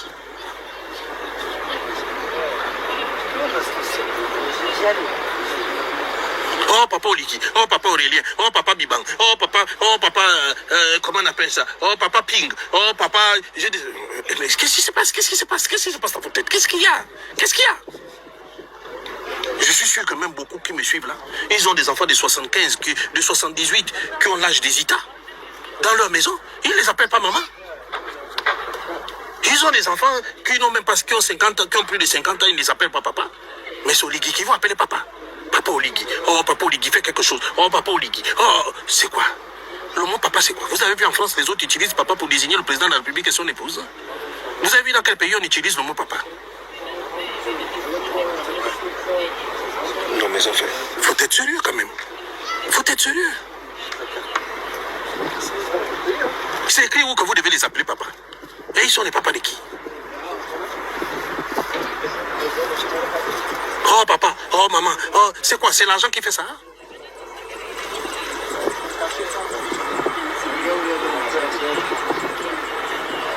Même Ali, on n'a pas appelé papa. On l'a appelé Yali. Et pourtant, il était plus âgé que ce Tintin-là. On l'a appelé Yali. Maintenant, aujourd'hui, on voit des gens qui viennent. Oh, papa Oligui. Oh. Faut maintenant l'ajouter. Comme c'est votre papa, il vous a nagui. Il faut maintenant aller chez lui. Un peuple sans culture, sans image, sans rien. La mendicité est devenue la tour numéro 1 dans tout un pays. Oh papa, papa ceci, papa c'est là. Oh papa, on nous a cassé. Oh papa, tu es bon. Qu'est-ce qu'il y a? Qu'est-ce qu'il y a? Qu'est-ce qu'il y a?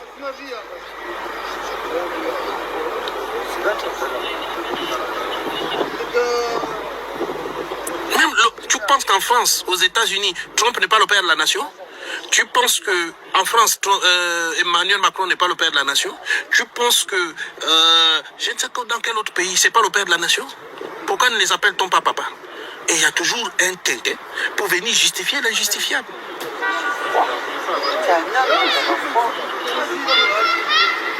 Donc vous allez prendre quelqu'un comme ça qui est en train de s'enrichir, mais sauvagement. Parce que demain, on va faire semblant de dire qu'on découvrait. Quand je faisais le live ici, je disais que Ali s'enrichissait avec sa famille. Qu'est-ce qu'on faisait? On me disait que c'était faux. On m'insultait. Quand les gens ont fini par apprendre ça, qu'est-ce qu'ils ont fait?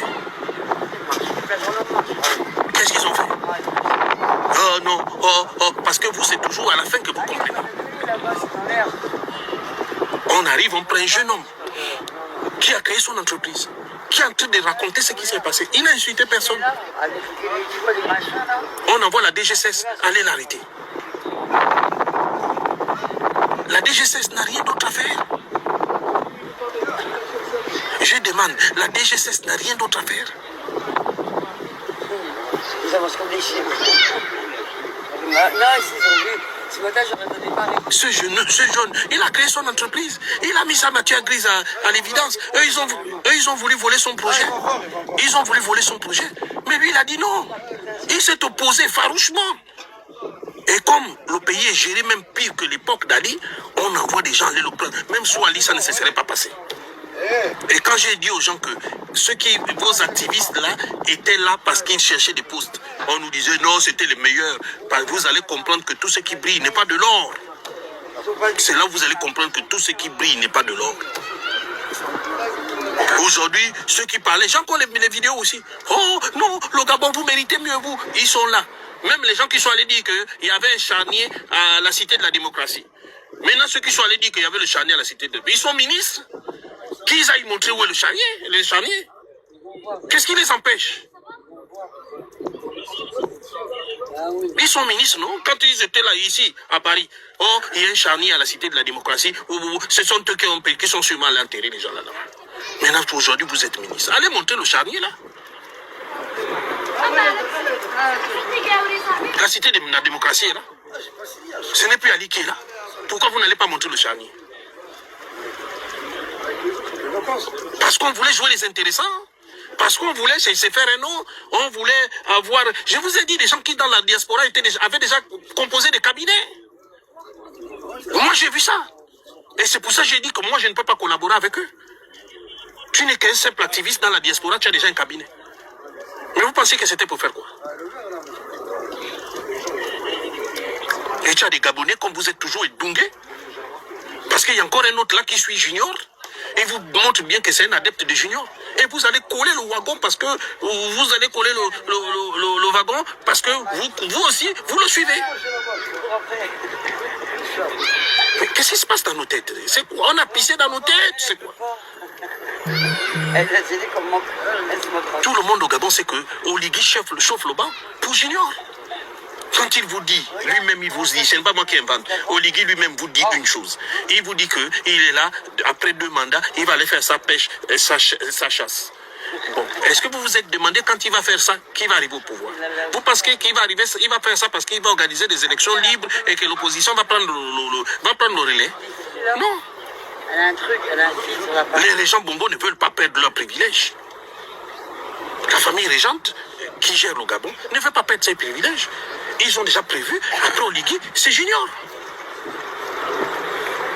Oui, non, mais ils appellent même Papa Junior.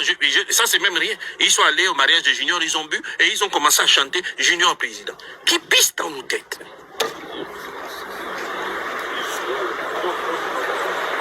Qui pisse dans nos têtes, Seigneur? Mais l'affaire de Kumba montre bien que le pays est géré. L'affaire de Kumba montre bien que ce n'est pas Oligui qui gère le pays. Comment quelqu'un comme Pierre Bureau, qui a servi Omar, qui a servi Ali, qui aujourd'hui sert au Ligui, peut dire qu'au combat, comment on appelle ça, comment dirais-je, comment tu appelles ça, comment tu appelles le mot là, comment vous appelez le mot là quand qu'il appelait là sur la plaine de Kumba là, c'était quoi? C'est Kumba là, c'était quoi? C'est qu'est-ce qu'ils ont? Il est français. Pourquoi n'a-t-il pas pris l'avion, venir porter plainte à Okumba ici? Pourquoi a-t-il attendu qu'Okumba rentre au pays? Mais c'est parce que vous tolérez que ces gens-là font au Gabon ce qu'ils ne peuvent pas faire chez eux.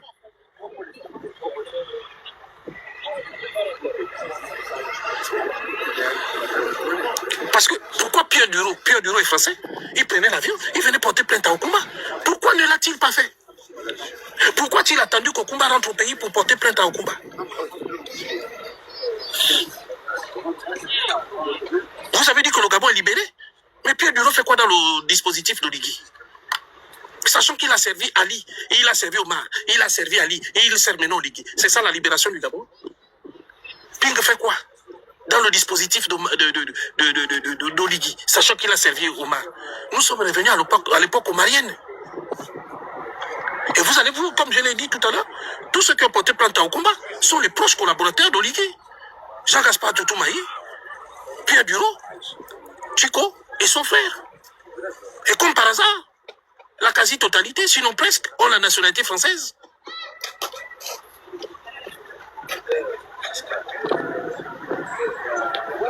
Donc vous voyez que on n'est pas dans une justice indépendante.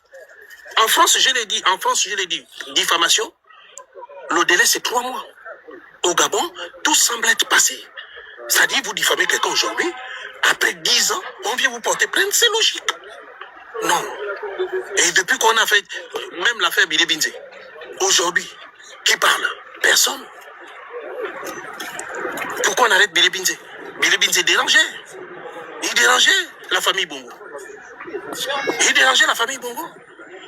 Il ne faut pas déranger la famille qui gère le pays. Il ne faut rien dire. Parce qu'il faut les laisser gérer le pays. Je vous ai dit, Oligui n'est qu'un gérant. Au-dessus d'Oligui, vous avez les Bongos. C'est pour ça que je dis que si Oligui est fort, il a dit qu'il va s'accaparer, il donne un délai pour que les gens qui n'ont pas terminé leur maison, donc ils n'ont pas terminé leur maison, il va récupérer, il va réquisitionner l'État. Parce que pour lui, l'État n'a que des devoirs. L'État ne fait que prendre. L'État ne donne rien. Et comme me disait quelqu'un, quand on retrouve les stupéfiants dans ton terrain, c'est pour toi. Et quand on retrouve, on trouve l'ordre sur ton terrain, c'est pour eux. Et voilà la définition de l'état d'Oligui.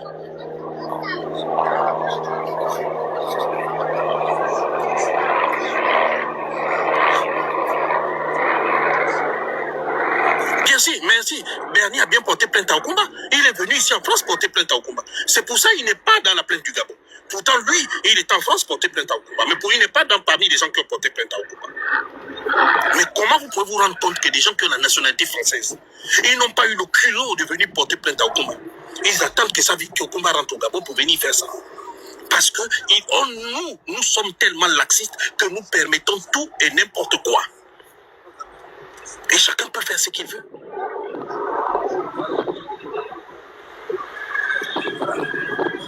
Aujourd'hui, tu crées ton entreprise, comme ce jeune-là, Kenny, c'est quoi encore son nom de famille là? Kenny Ondouiri, il a créé son entreprise, l'État ne l'a pas assisté. Par contre, on veut utiliser l'État pour voler son projet. Et c'est ce qu'il a dénoncé. Ce qu'il veut aujourd'hui, l'arrestation pour quelque chose que toi-même tu as créé. C'est pas quelqu'un qui a créé, c'est toi-même qui as créé. Tu as pris ta matière grise, tu as créé. Et on va te créer des problèmes pour quelque chose que toi-même tu as créé. S'il vous plaît, où est la logique là-dedans? Où est la logique là-dedans? Ça veut dire que tout ce qui crée, on vous dit non, rentre au pays, il faut venir créer. C'est comme ça. C'est ça comment on appelle ça? L'atmosphère des affaires au Gabon. Et vous pensez attirer les investisseurs avec ça? Vous pensez attirer les investisseurs avec ce genre de comportement? Internet coupé. Mais eux-mêmes, Oligui et ses partisans communiquent sur Internet. Ils chargent les VPN et ils communiquent. Mais où est la logique en fait? Je ne comprends pas. Où est la logique?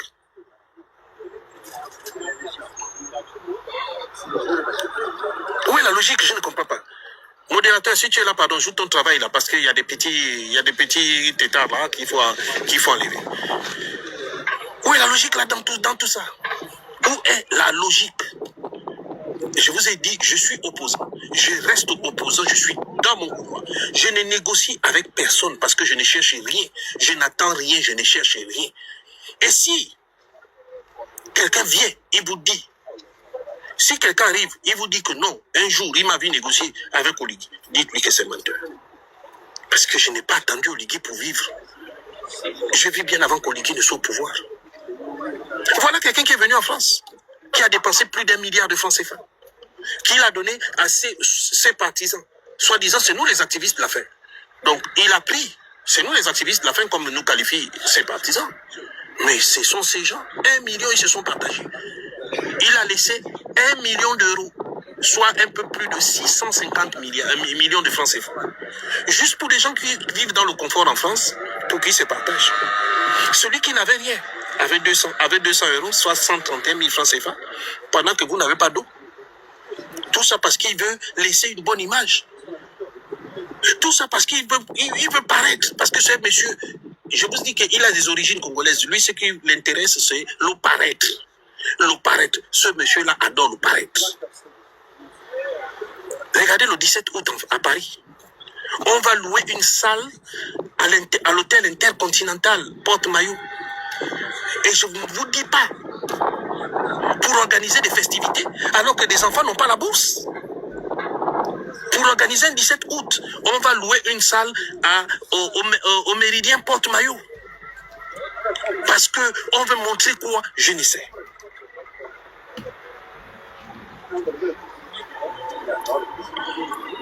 Et ça, allez-y voir. Allez-y voir.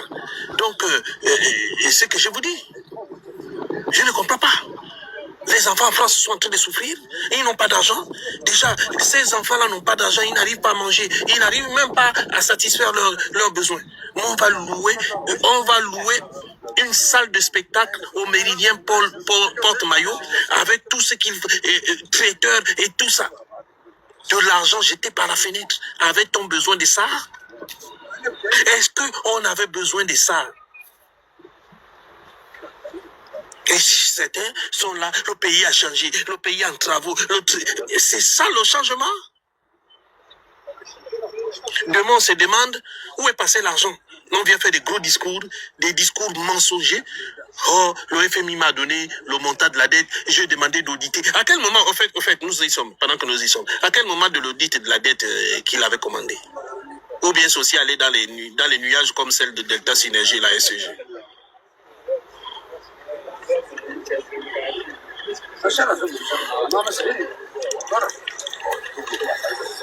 Permettez-moi de boire mon Perrier. Merci. Alors, donc je disais que pendant que les étudiants en France tirent le diable par la queue, on organise des grandes festivités à l'hôtel Méridien. Ça s'est passé quand? Le mardi dernier, ça s'est passé quand? C'est le 17 août, c'était quand? C'était mardi, hein? Lundi. Ça s'est passé lundi. Pendant que les étudiants sont là, ils traînent. On nous dit que le pays n'a plus d'argent. Raison pour laquelle on rapatrie les étudiants. Mais on gaspille de l'argent pour organiser un 17 août. Les enfants, soyez sérieux. Et même ceux qui étaient là-bas, moi je n'y étais pas. Ils m'ont dit qu'on les a ils ont été saoulés avec la musique du Haut-Ogooué. J'ai dit que mais vous croyez que c'est quoi? C'est le pays? C'est le pays qui est géré comme ça?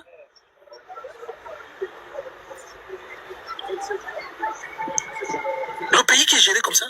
Ils ont été saoulés. Ils m'ont dit non. J'ai eu le compte rendu parce que quand ils vont là, il y a mes agents qui sont là-bas.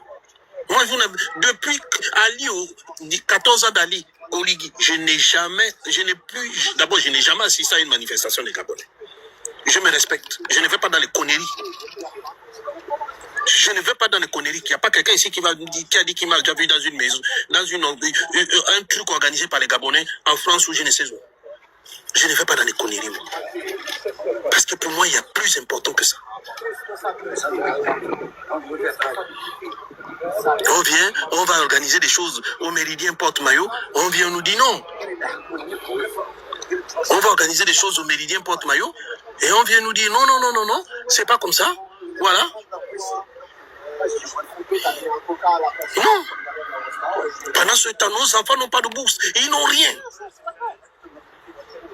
Ils n'ont rien.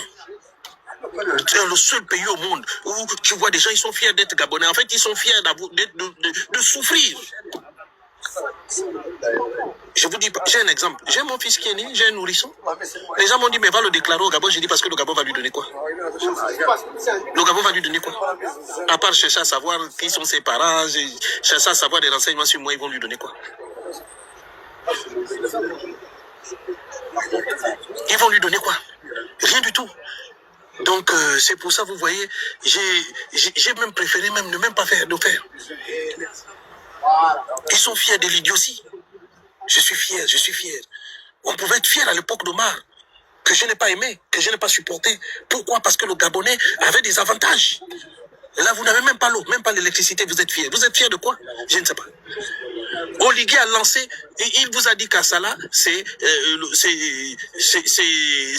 bébé des Gabonais. Très bien.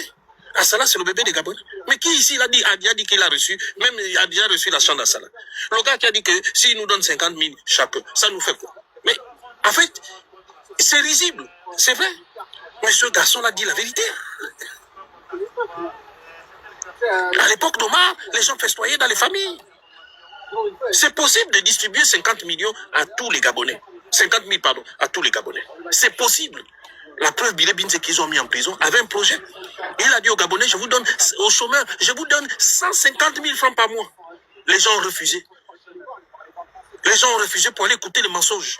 Aujourd'hui, ils subissent quoi? Non seulement ils n'ont pas d'argent, ils sont là, ils peinent, ils traînent, et ils n'ont pas ils n'ont pas d'argent, le chômage bat son plein, on casse leur maison. C'est aujourd'hui maintenant qu'ils se rendent compte que ce que Bilé Binze disait, c'était vrai. Pourtant, il est venu vous dire, il n'allait même pas casser vos maisons. Bikelenzo, que vous voyez, Bikelenzo, je l'ai dit ici fatigué, Bikelenzo, c'est Ali qui a construit pour les bassins versants. Ali avait conçu Bikelenzo pour les loger, les déguerpis du bassin versant. Oligui a pris ces logements, il a donné à ses kounabélistes, il a vendu, comme c'est un commerçant, il a vendu le reste de logements. Aujourd'hui, il vient casser vos maisons sans contrepartie. Bikelenzo, c'est Ali qui a construit Bikelenzo. Et il avait construit Bikelenzo, c'était pour les futurs déguerpis des bassins versants. Aujourd'hui, je vois un maire qui passe dans les maisons, il dit non, je vois un maire qui passe devant les maisons, il dit non, il faut nettoyer. Très bien, tu nettoies. Mais on ramasse les ordures quand? Et les ordures là, on les amène où? Il y a une usine d'incinération au Gabon? Non. Donc on va les mettre où? À Mindoubé là-bas? Il n'y a pas de... Tout un pays qui n'a pas une usine d'incinération des ordures. Mais ça vient jouer les donneurs de leçons. Ici en France, si on enlève là, je vais vous montrer. Un jour en passant, je vais vous montrer. Il y a une usine d'incinération d'ordures. Il y a des usines dans tous les quartiers, dans presque tous les quartiers, les usines d'incinération d'ordures. Mais nous, on n'en a même pas. Mais ce sont eux qui viennent vous donner des leçons sur l'insalubrité. À un moment, j'ai même vu un maire qui vient qui dit non, vous devez nettoyer. Mais attendez, la mairie n'a pas un service de nettoyage. Ces gens-là payent des taxes. Et dans ces taxes sont censées, c'est pour le nettoyage. Comment c'est quelqu'un, c'est encore un commerçant qui paye ses taxes, qui doit encore nettoyer les rues? Mais enfin, on est chez les fous, non? Je crois qu'on est dans chez les fous. Dans la taxe que payent les commerçants, il y a une taxe pour les ordures. Donc lui, il paye la taxe pour les ordures et ensuite il nettoie. Mais on est chez les fous. On est chez les fous.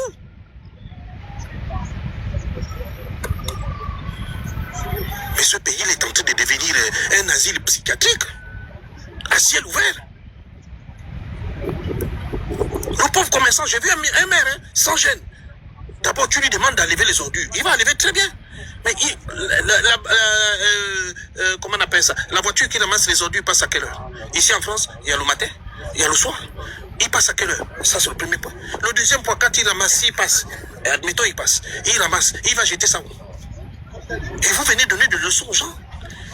Là où, dans des pays où le service de la mairie, où la mairie a un service de nettoyage, vous venez, oh, le pays est sale. Oh, mais non, ce n'est même pas ça. Ils savent pourquoi ils font ça, parce qu'ils savent que les maires au Gabon ne sont pas élus. Ils sont nommés. C'est pour ça qu'il faut ça. Parce que quand on va commencer à élire un maire, vous allez voir qu'il va se mettre sérieusement au boulot. Sinon, il ne sera pas élu à la prochaine élection. C'est parce qu'ils sont nommés qu'ils se comportent comme ça. C'est parce qu'ils sont nommés qu'ils peuvent venir insulter ses administrés. C'est parce qu'ils sont nommés qu'ils peuvent venir manquer de respect aux gens.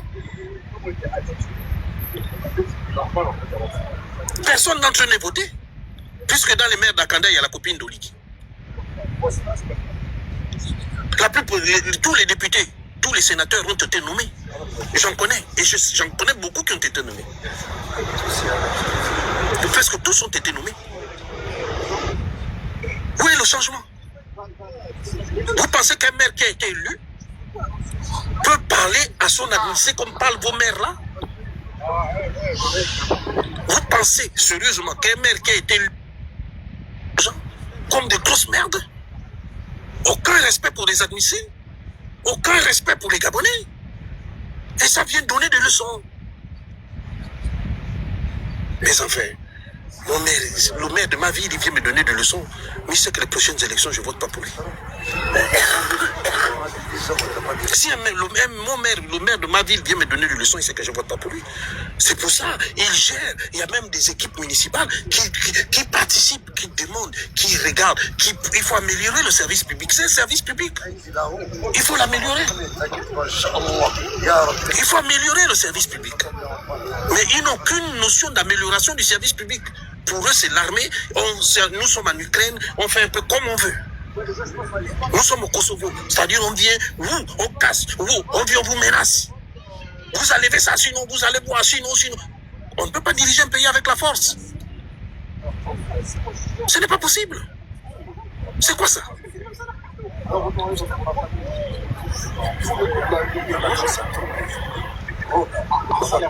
Respectez un peu les gens.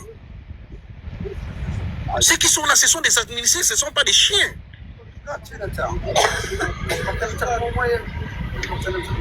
Je vois tous les jours les vidéos. Il y a même l'autre qui vient. Tout ce que je vois, je bousille. Ça, c'est le langage des maires.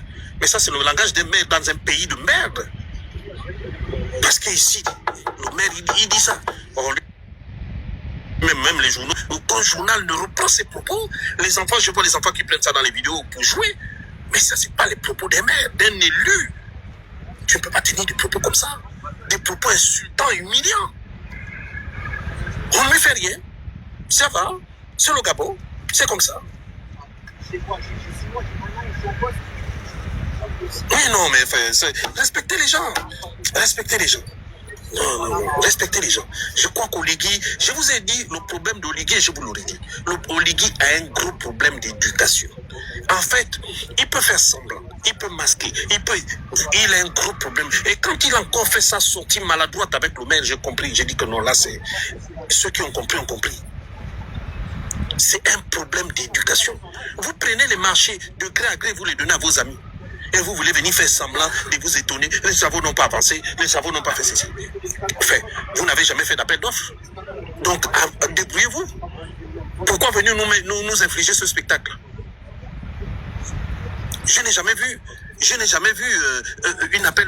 un appel d'offres où on disait, voilà, on cherche ça. Non, vous donnez des marchés de gré à gré à vos amis. Donc, quand ça tourne au vinaigre, réglez ça entre vous. C'est devenu un pays du théâtre, de théâtre, tout est théâtral. Ils sont partis chercher 30 étudiants en Afrique du Sud, 30 personnes en Afrique du Sud, et ça y est, il faut venir les humilier. Il y a des gens qui ont besoin de passer tranquille leur vie. Il y a des gens qui n'ont pas besoin qu'on les affiche. C'est quoi ça? C'est quoi? Qu'est-ce qui se passe dans ce pays? C'est quoi? Oui, il faut encore jouer. Il est quoi? Il est quelle heure? Il est 21h moins. 21h moins 4. Il faut encore jouer. Donc, ce n'est pas possible. Non. Moi, j'ai dit ce soir à Oligui que là, il est en train de toucher le fond. Quand Ali arrêtait les gens, Les gens, on a même des activistes qui sont avec lui. On a des gens, la pseudo-société civile qui venait crier, on va arrêter quelqu'un, un chef d'entreprise qui raconte ce qu'il a vécu, comment on a failli piquer son projet. Les gens sont silencieux, personne ne parle. C'était comme ça quand il allait faire le désordre dans ma famille, personne n'a parlé. Il allait faire le désordre dans la famille d'Ondosa, personne n'a parlé. Aujourd'hui, Ondosa, Ali Akbar Onanga, et qui sait encore se retrouve en exil, personne ne parle. Ne pensez pas que ça arrive qu'aux autres. Hein. Ne pensez pas que ça arrive qu'aux autres. Ça viendra vers vous. Ne pensez pas que ça arrive qu'aux autres. Parce que nous sommes en train de partir vers une dictature pure et dure. Ça n'arrive pas qu'aux autres. Vous allez vivre ça. Vous allez vivre ça. Quand on a cassé les maisons des gens, du bas des Guégués, ils se sont dit, bon, c'est pour les autres. On a cassé Kalika, ils ont dit, non, c'est pour les autres. On a cassé derrière l'Assemblée, ils ont dit, non, ça ne nous concerne pas, c'est pour les autres. Et maintenant, là, ça continue. C'était Kingelo aujourd'hui. Après, ça va au lac bleu. Ensuite, ça va continuer dans tout Libreville. Ça ne va pas s'arrêter. Donc, ne dites pas que ça ne concerne que les autres. Vous êtes concernés. Vous êtes concernés. Donc, je vous laisse. En tout cas, je ferai un live demain. On va se retrouver demain soir à 7h-ci, aux environs des 17h, 18h. Donc, je vous donne rendez-vous à demain parce que demain, il faut qu'Oligui libère le pauvre enfant.